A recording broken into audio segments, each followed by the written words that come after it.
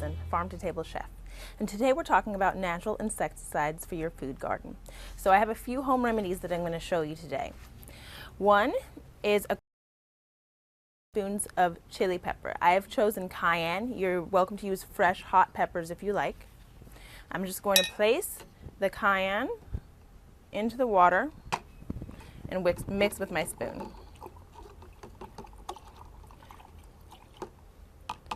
Voila.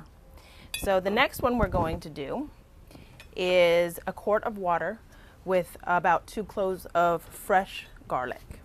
So I've taken the 2 cloves of garlic and I've mashed them in my garlic press, and I'm just going to add them to the water. With the garlic, it's best if you let it sit for about an hour so the oils can really permeate the water. And then I find that you can add either of these to your favorite applicator. Mine would be a spray bottle, and just spray it on the plants. Now you want to make sure when you're spraying on the plants, I would test it by using a small amount of plant at first, and make sure to use not too much at first, so you don't want to burn or shock the plants in any ways, but you do want to deter or kill the insects. A few others that I can recommend are canola oil.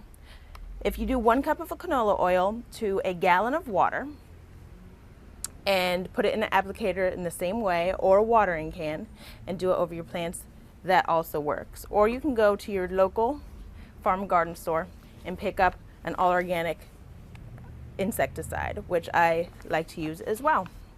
And that is how to deter insects from your vegetable garden. This is Tecca Thompson. Thank you for watching.